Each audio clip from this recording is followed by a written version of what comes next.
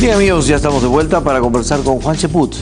Él ha estado durante todos estos 2 meses en campaña con Pedro Pablo Kuczynski. Don Juan Cheput, buenas noches. ¿Cómo estás, Enrique? Muy buenas noches. ¿Qué tal? Bueno, tenemos, digamos, un llamado a tener prudencia con los resultados, a esperar los resultados oficiales. Usted ha escuchado, el fujimorismo dice que las cosas pueden cambiar, que hay la posibilidad de que el voto rural, donde ellos han trabajado mucho, varíe, que algunos encuestadores se han equivocado, que primero dijeron, por ejemplo, que antes ganaba PPK y ahora resulta que gana el fujimorismo, o los votos del extranjero, en fin. Esperamos entonces. Bueno, yo discrepo con esa posición. Yo creo que es un deseo comprensible en virtud del estado de ánimo que deben estar teniendo en estos momentos, pero si empezamos a analizar las cifras que han aparecido esta noche, 2 encuestadoras distintas dan la misma tendencia a favor de Pedro Pablo Kuczynski, con un margen de entre 1 y 2,4%. Luego viene una muestra mucho más consistente, que es el conteo rápido, que confirma lo que ya aparecía en la boca de urna y ya es un resultado oficial de la OMPE. Al 36% le da una ventaja de 1,2% a Pedro Pablo. Entonces estamos hablando de cerca de 240.000 votos, 230.000 votos, que en estas circunstancias ya es muy difícil de cambiar, casi imposible, como ha señalado el mismo Alfredo Torres, porque no es una tendencia o no es un resultado que haya aparecido hoy como por arte de magia. Es una tendencia que se empieza a manifestar desde el último debate, desde hace una semana, y se veía en los... ¿Qué cosa cambia la tendencia? Yo creo que la tendencia la cambian 3 eventos fundamentales. Número 1, el debate presidencial, que desde mi punto de vista fue ganado... El de Lima. El de Lima, el último, porque en Piura notoriamente ganó Keiko Fujimori. En segundo lugar, más la pésima manera como manejaron el tema del audio. Porque si nosotros recordamos, cuando aparece el destape de la acusación que ellos indicaban que estaba involucrado Keiko Fujimori en Cuarto Poder, cuando aparece, esto se soluciona en términos políticos 2 o 3 días después, cuando sale un comunicado de la DEA indicando que Keiko no era, a pesar de que se desvirtuaba un poco el fondo del asunto, porque en el reportaje nunca se menciona. Y la siguiente encuesta, en lugar de impactar en Keiko, Keiko sube. Sube, pero insisten en el tema ellos y manipulan el audio. Y el vehículo... O sea, ¿usted cree que se disparan a los pies tratando de arreglar el tema? Por supuesto, y cometen un gravísimo error. Pero ya no tenían nada que arreglar. O sea, en términos políticos, era una situación en la cual, si no les había perjudicado, ¿por qué insistir? Por eso yo creo que ahí ha habido mucho de falta de talante político o de pericia política. Pues no solamente manipulan el audio, sino la misma acción de revivir el tema, cuando ya prácticamente había sido solucionado y tenían encuestas que no habían tomado en cuenta ese evento, o sea, había sido superado por la población, hacen que revive el tema. Y peor aún, cuando el protagonista es el vicepresidente José Klimber, que aparece sindicado como la persona que, conociendo que esto había sido manipulado, se convierte en el vehículo transmisor y no lo sabe aclarar. Y el tercer punto, desde mi concepción política, es desaparecer de los medios de comunicación y no participar en los debates. Yo creo que en el tramo final de una campaña es cuando uno más tiene que aparecer. Pero usted no pone sobre la mesa el apoyo de Verónica Mendoza. No, estoy hablando de los errores del fujimorismo. Ahora, yo podríamos hablar de las virtudes de Pedro Pablo. Estoy hablando de los errores del fujimorismo que lo han llevado a pasar la situación que están atravesando. Pero en realidad, ahora, a ver, veamos, las cifras nos señalan que Pedro Pablo Kuczynski por sí solo, Peronos por el Cambio por sí solo, no hubiera ganado. El aluvión, si le podemos llamar así, que le da ese 4 o 5% a Pedro Pablo, que le permite ahora esta diferencia de un punto porcentual, empieza en la última semana, en un momento en el cual hay como una especie de campaña paralela de gente que tampoco quiere a Pedro Pablo, pero que empieza a hacer campaña por no a Keiko.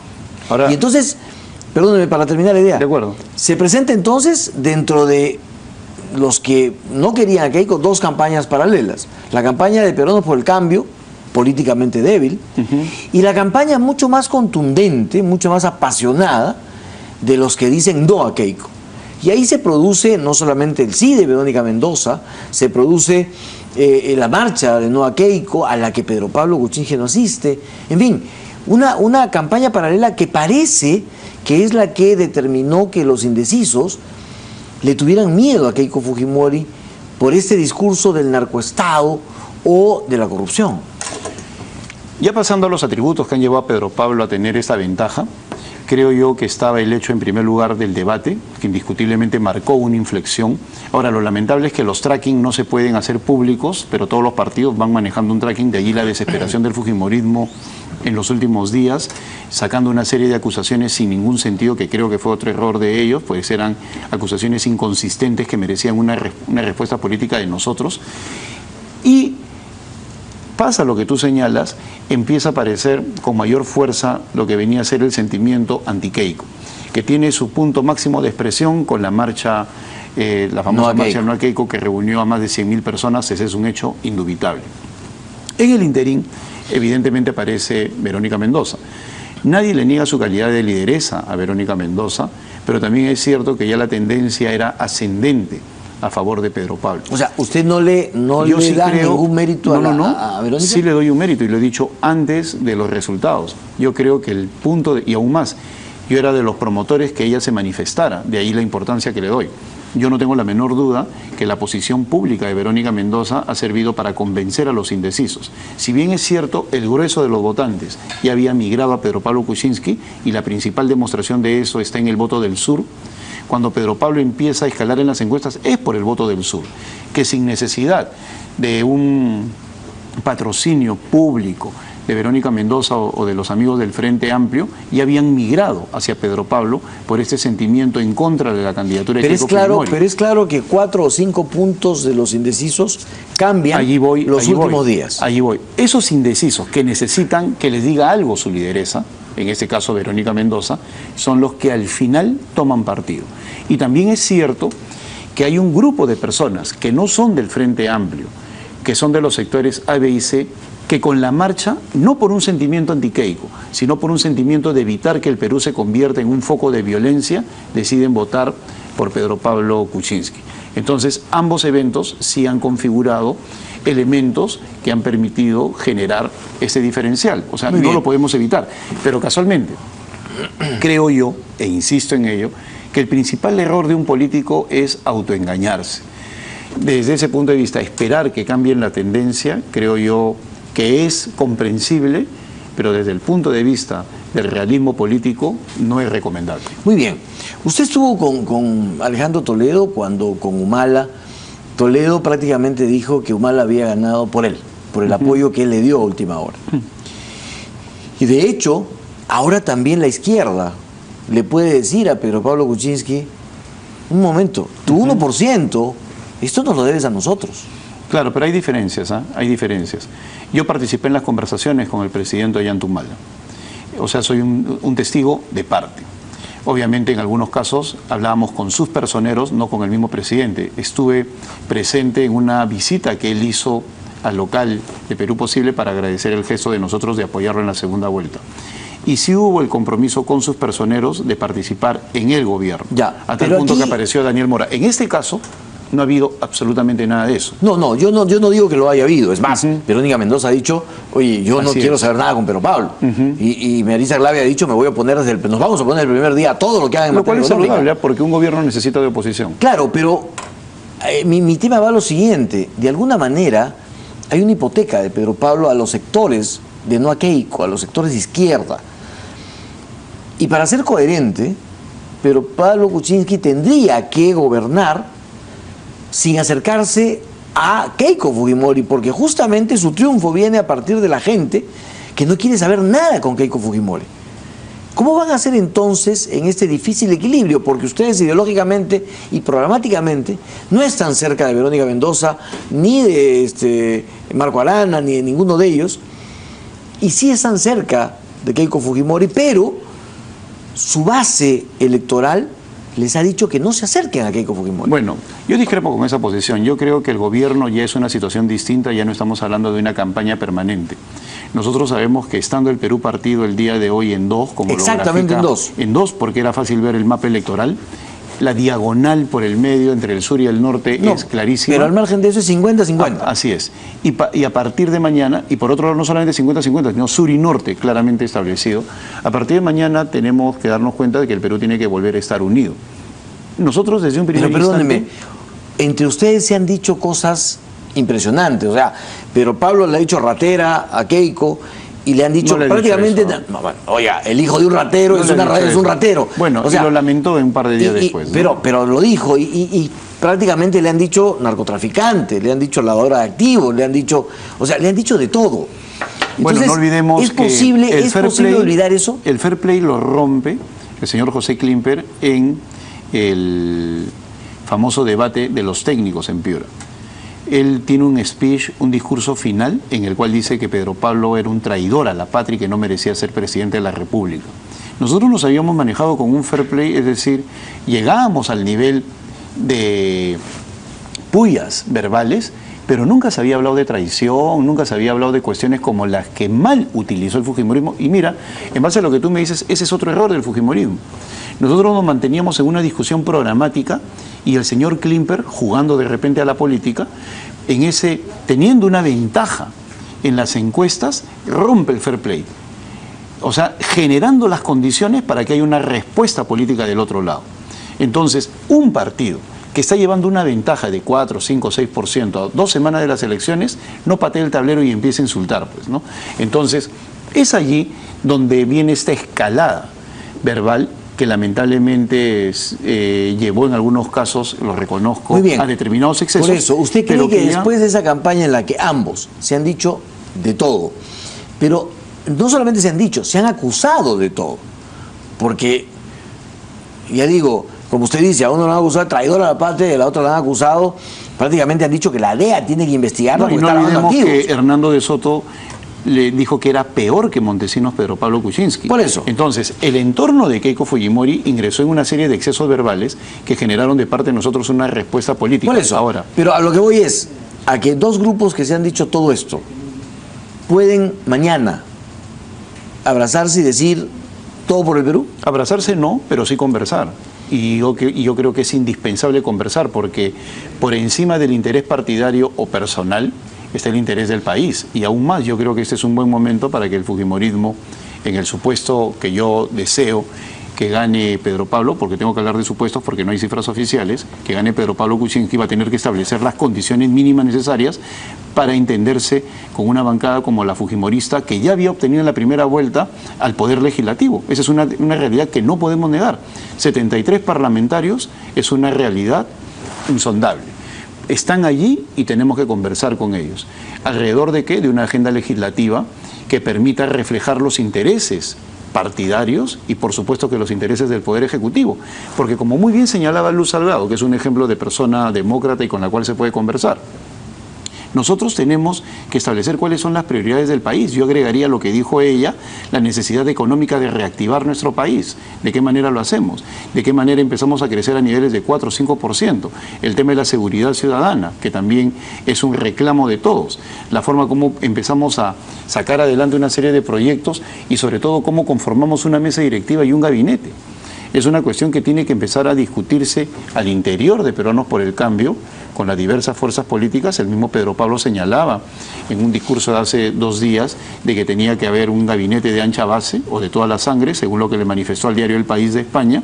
Bueno, eso vamos a ver cómo se realiza, porque lo peor que puede pasar es que el espíritu de la campaña electoral permanezca en los próximos días. Se debe entender que la escalada de violencia verbal, si es que ha existido para algunos, para mí ha sido peor la que tuvo Yantumala con Alan García, pero en fin, es algo que tendrán que decir los politólogos en qué medida sucedió.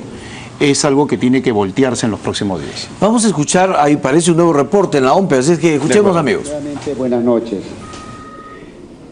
10:15 de la noche, la Oficina Nacional de Procesos Electorales procede a informar su segundo avance de resultados al 51.7% de actas publicadas.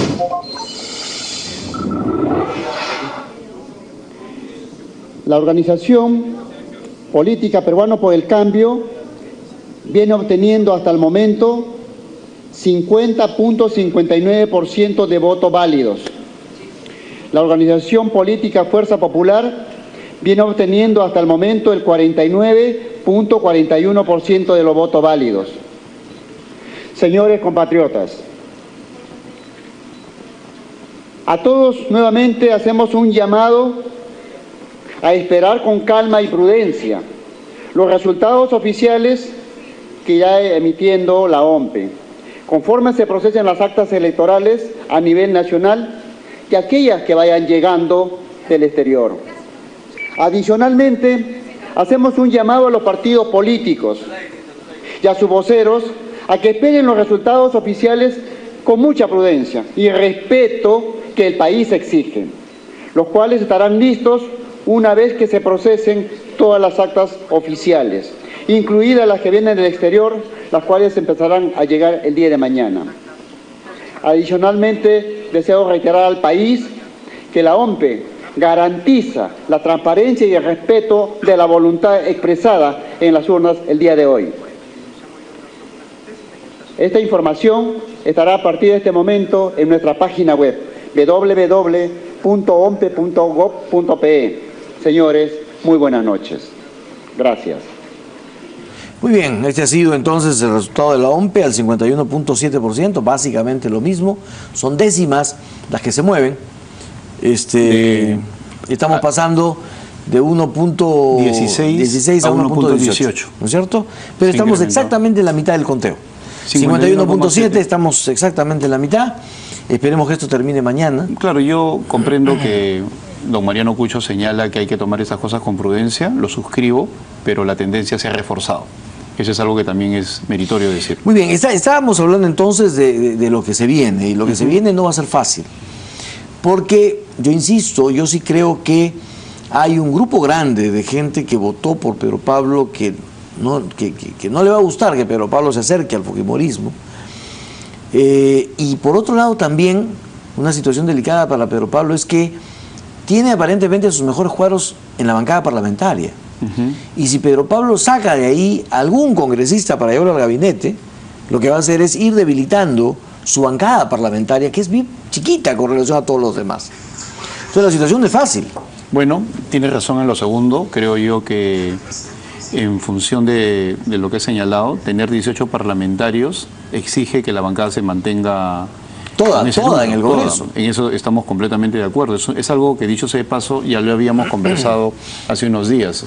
Creo que eso está clarísimo para todos los miembros de la bancada. No sé si para todos los miembros, hay quien se muere de ganas de pasar al gabinete, supongo. Bueno, siempre hay deseos, pero también tiene que haber disciplina partidaria, ¿no? Y los operadores políticos sabemos que hay que trabajar activamente en tejer una serie de relaciones al interior del Parlamento. Porque ustedes van a depender de ese Parlamento.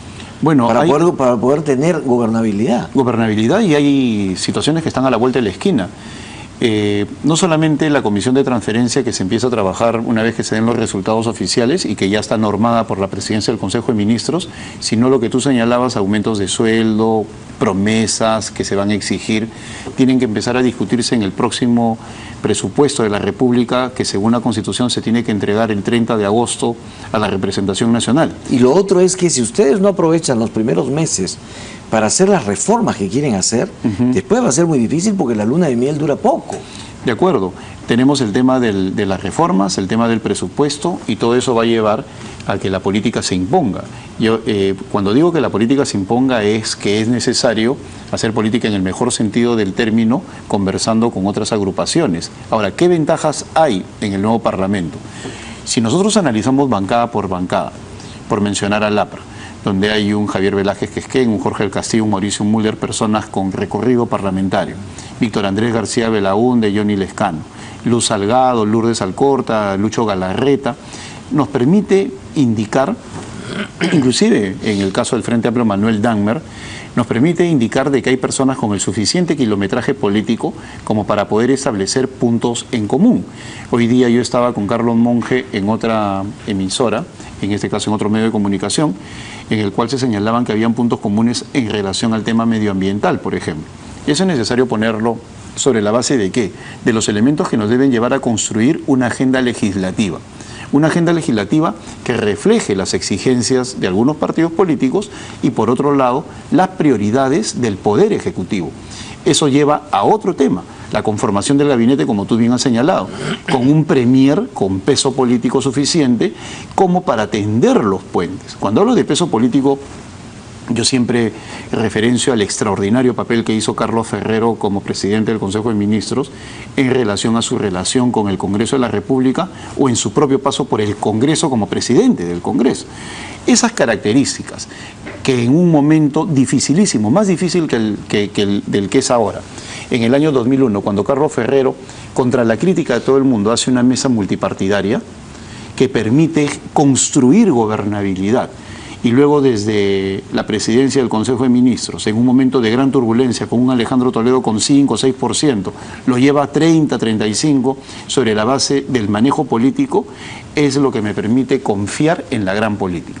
Todo depende de cómo se configure ese gabinete, qué prioridades se establezcan en el Ejecutivo y de qué manera se lleven las relaciones en el Legislativo, que es completamente clave.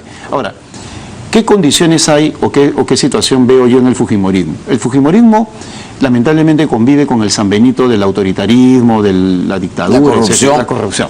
O sea, alguien les podría preguntar a ustedes, bueno, ¿y cómo acercarse entonces a quienes ustedes han acusado de narcos, de todo? Bueno, ha habido acusaciones en ambos sentidos. No, está bien, pero ahora ustedes, en el supuesto que ustedes ganen, ustedes necesitan de ellos.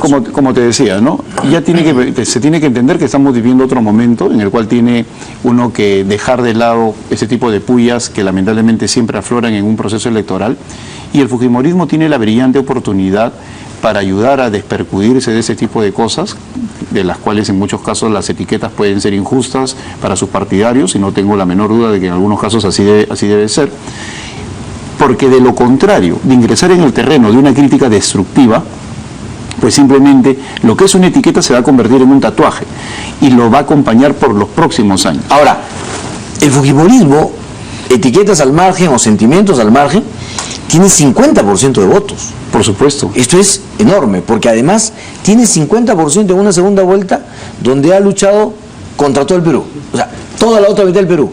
Todas las agrupaciones políticas han, digamos, hecho campaña contra el fujimorismo. Y aún así ha sacado 50%. Claro, y es algo que tenemos que reconocer.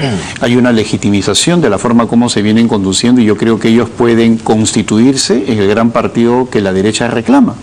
Pero para eso tienen que ingresar en el terreno de las mejores formas democráticas, porque yo insisto en lo siguiente: es cierto que ha habido una escalada de violencia verbal, pero también es cierto que el equilibrio que había en la campaña, a tal punto que algunos la llamaban como aburrida, lo rompieron ellos.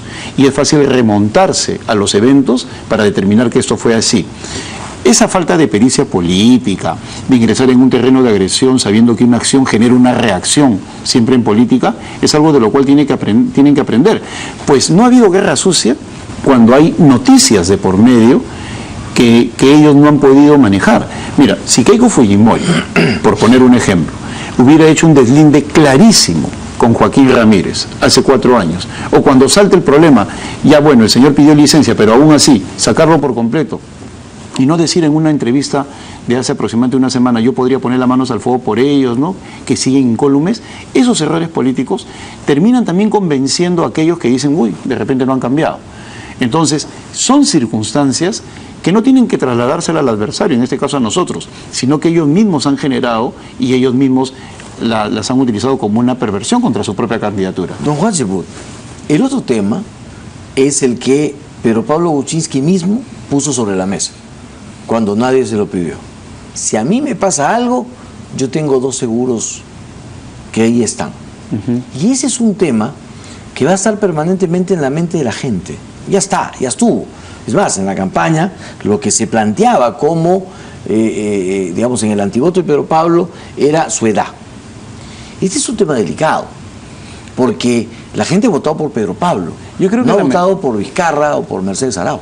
En un país como el nuestro es obvio que lo que tú señalas es correcto, pero yo quisiera decir que la metáfora iba por el lado de que yo tengo a mis 2 vicepresidentes, mientras Keiko a uno lo tiene escondido y el otro simplemente tuvo que declinar, en el caso de Vladimiro Guaro. No, pero dijo, Yo creo si que a mí me pasa algo. Yo Lo dijo como te digo, clarísimo. Creo que la situación iba por el lado además, el contexto metafórico. era, dicen que estoy viejo, y así es. Y si a mí me pasa algo, o sea, era clarísimo el contexto. Bueno, yo te puedo asegurar que una persona que pasa de los 3.800 metros al desierto de Sechura y del desierto de Sechura a la humedad de la selva y no le pasa nada, está en perfecto estado de salud, y ese es Pedro Pablo Kuczynski. Él no solamente es una persona absolutamente lúcida, que a mí verdaderamente me congratula mucho trabajar con él, hablar de números, de presupuestos, de porcentaje del PBI a cada rato. Es una cuestión que demuestra no solamente su alto nivel de conocimiento, sino la forma como maneja las cifras y, por otro lado, la estupenda salud que está demostrando. Tan es así que ha habido una serie de memes o de intentos de ridiculizarlo a partir de su estado de salud. Y Winston Churchill decía, para que una calumnia funcione, tiene que tener por lo menos algo de verdad. Y esas calumnias de que lo han hospitalizado en Urubamba o que está enfermo anteayer, no pegan porque la gente sabe perfectamente que en su desempeño diario él tiene una salud óptima. Yo considero que esa vinculación con Martín o con Meche obedecía al ejercicio de comparación en relación a lo que sucedía con la candidaturas a la vicepresidencia de Keiko Fujimori. Muy bien, don Walter, pues muchísimas gracias por esta visita. Gracias a ti, Enrique. Vamos a ver, ojalá que esto termine mañana, por el bien del país, y que todo lo demás sea justamente para beneficio del Perú. Confío en que así será. Muchísimas gracias. Un gran abrazo. Muy bien, amigos, nosotros nos vamos a despedir hasta el próximo domingo.